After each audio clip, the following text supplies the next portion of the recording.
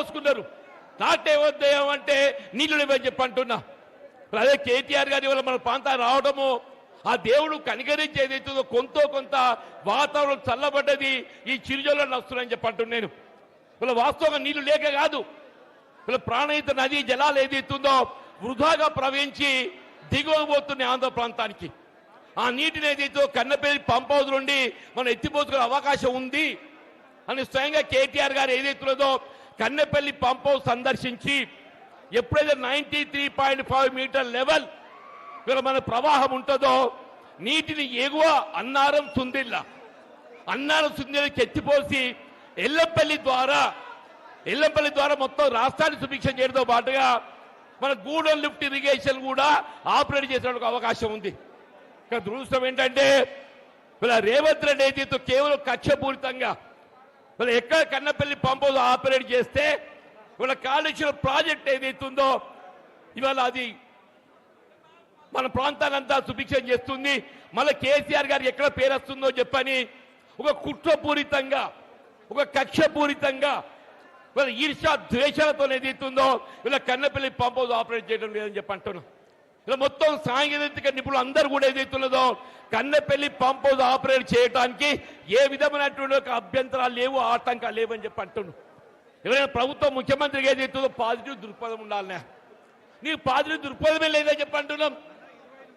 ఏమనంటే ఎన్డీఎస్ఏ అంటాడే National Dam Safety Authority. ఈనాడు ఈ సందర్భంగా ఈ వేదిక ముఖంగా అడగదలుచుకున్నా నేను, నీ ఎన్డీఎస్ఏలో ఏదైతుందో ఎక్కడైనా కన్నపల్లి పంప్ హౌస్ నుండి 93.5 మీటర్ లెవెల్లో ప్రవాహం ఉంటే నీరు ఎత్తిపోయేది ఇక్కడ ఉన్నదే? ఎన్డీఎస్ఏ రిపోర్ట్ ఏదైతున్నదో ఎల్లపల్లి బ్యారేజ్ ఏదైతుందో మరమ్మతులు చేపట్టేంత వరకు నీటి నిల్వ చేయకూడదని మాత్రమే పేర్కొన్నది. కానీ ఇక్కడ మేడిబెడ్డ బ్యారేజ్ కు సంబంధం లేకుండా కేవలం కన్నపల్లి పంప్ హౌస్ నుండి 93.5 మీటర్ లెవెల్తో నీరు ఎత్తిపోసుకునే అవకాశం ఉంది. అది ఎత్తిపోయకుంటే ఏదైతుందో ఇలా మొత్తం రాష్ట్రం ఇది కరువు ఏదైతుందో ఎల్లినో కరువు కాదు, ఇది ఎల్లినో ఏదైతుందో ప్రకృతి ప్రసాదించింది, దాన్ని ఎవరు కూడా నిలుపుదల చేయలేరు. ఎల్లినో ఇవాళ వచ్చింది కాదు, వాతావరణ సూచిక 6 మాసాలుగా హెచ్చరిస్తున్నాయని చెప్పి అంటున్నాను. నువ్వు 6 మాసాలుగా ఏ విధంగా చర్యలు ప్రికాషనరీ మెజర్ తీసుకోకుండా ఇవాళ ఏదైతుందో రాష్ట్ర కరువులు నెట్టబట్టడానికి ఇది రేవంత్ రెడ్డి బాధ్యుడు అని చెప్పంటావు, రేవంత్ రెడ్డి బాధ్యుడు అని చెప్పి అంటున్నాను. నువ్వు పంట కావాల్సిన కాలనీళ్ళు ఇయ్యవు, కరెంట్ ఇయ్యవు. అన్నారు కేసీఆర్ గారు ఏదైతుందో 24 గంటలు ఏదో అంతరాయంలో కూడా కరెంట్ ఇస్తే ఇవాళ దినంలో కరెంట్ ఎప్పుడు వచ్చేది ఎప్పుడు పోయేది అని చెప్పి అంటున్నా. కాలువ నీళ్ళు లేవు, కరెంటు లేవు, పండించే పంటకు ఏదైతుందో ధాన్యానికి మద్దతు ధర లేదు. మొన్న ఏసంగిలో ఏదైతుందో వడ్లు అమ్ముకున్నాం అందరం. దయచేసి ఒక్కటి గుర్తు చేస్తున్నా, ఎవరైనా ఎక్కడైనా క్వింటల్కి 5 కిలోలు 6 కిలోలు కూడా తక్కువ తూకం చేసినారా? కోత వచ్చి లెగవేయలేదా? 5 కిలోలు అంటే ఎంతలే? కిలోకి 25 రూపాయలు. 5 కిలోలు అంటే కిలోకి 25 రూపాయలు అంటే ఎంత అవుతుంది? 5 × 25 125 రూపాయలు. 6 కిలోలకి ఎంత అవుతుంది? 6 × 25 150 రూపాయలు అయితే 30 క్వింటల్కి ఎంత అవుతుంది? 5 కిలోల లెక్క చొప్పున ఏదైతుందో 3750 రూపాయలు. 6 కిలోల చొప్పున 4500 రూపాయలు అని చెప్పి అంటున్నాను. ఇంత అవినీతి దోపిడీకి పాల్పడితే చర్యలు లేని ప్రభుత్వం. మిత్రుడు ఈశ్వర్ గారు మేము ఏదైతుందో జగిత్యాల్లో ఏమంటే ప్రస్తావించినాం. ఇప్పటికీ ఈ వేదిక ముఖం చెప్తున్నాను, ఇలా మొత్తం రాష్ట్రంలో మీరు 60 లక్షల మెట్రిక్ టన్ ధాన్యం సేకరించడం చెప్పి అంటుండే. మీరు 60 లక్షల మెట్రిక్ టన్ ధాన్యం సేకరిస్తే 60 లక్షలు ఇంటూ క్వింటల్కి ఏదైతుందో 3000 దోపిడీ అయినా కానీ కనీసం 2000 కోట్లు ఏదైతుందో ఈ ప్రభుత్వం అవినీతికి పాల్పడని చెప్పి అంటున్నాను. దీన్ని ఆధారాలతో రుజువు చేస్తామని చెప్పి అంటున్నాను. మీ రైతులు తెలియదు కాదా? ధాన్యం రైస్ మిల్లు మోగని ఏం చేస్తాం మనం? ధర్మకాంట మీద చూపుతారా? ధర్మకాంట అంటే ఆటోమేటిక్ వెయ్యింగ్ మిషన్. దాని తర్వాత ఒక ట్రక్ షీట్ ఇస్తాడు. మన ధాన్యానికి ఏదైతుందో నీ ధర్మకాంట మీద తూకం ఎంత వస్తే గంత మనకు గిట్టుబాటు ధర కట్టించాలి. ఆ తీయకుండా ఏం చేస్తుండో ట్రక్ షీట్తో ఇస్తున్నాడు. దాంతో రైతులు ఏదైతుందో 2000 నుండి 3000 కోట్లు నష్టపోయామని చెప్పి అంటున్నా. నేను దయచేసి ఏదైతే ఈ సదస్సు ముఖ్యంగా డిమాండ్ చేస్తున్నాం. మీకు సివిల్ సప్లైస్ కమిషన్ ఉన్నాడా? మీరు విచారణ చేపియండి.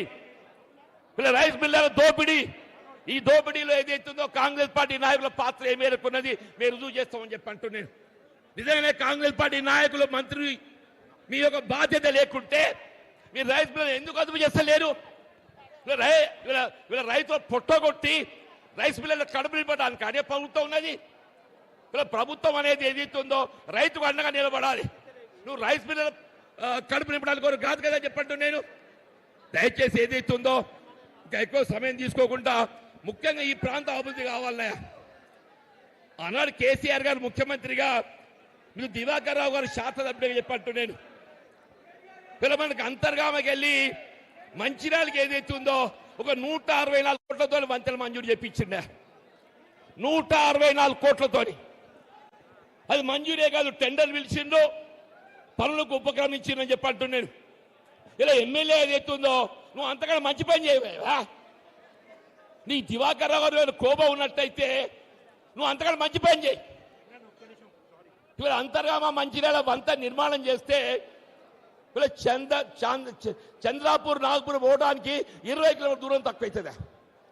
20 కిలోమీటర్ దూరం తక్కువైతుందని చెప్పాడు. రోజు వేలాది ఏదైతుందో హైవే వెహికల్ ప్రయాణం చేస్తాయి. ఈ 164 కోట్లు ఏదైతుందో కేవలం సంవత్సర కాలం లోపలనే మనం దాని విలువ తీరిపోతుండే. మరి ఏదైతుందో ఇవాళ ఎమ్మెల్యే అనేటోడు ఏదైతుందో నువ్వు మంచి పని చేయి. దివాకర్ రావు మీద కోపంతో ఆయన మీద కక్షతో ఏదైతున్నదో 164 కోట్ల వంత ఇవాళ 2.5 సంవత్సరాలు గడుస్తుంది, 30 మాసాలు గడుస్తుందని చెప్పి అంటున్నా. నేను దయచేసి కేటీఆర్ గారి విజ్ఞప్తి ఏంటంటే రేపు బీఆర్ఎస్ ప్రభుత్వం ఎట్లా రాబోతుంది, కేసీఆర్ గారు ముఖ్యమంత్రి కాబోతుందని చెప్పి అంటున్నాను. ఈ ప్రాంతమే కాదు తెలంగాణ మహారాష్ట్రకు అనుసంధానం చేసేటువంటి ఒక అంతర్గామ మంచిర్యాల వంతెన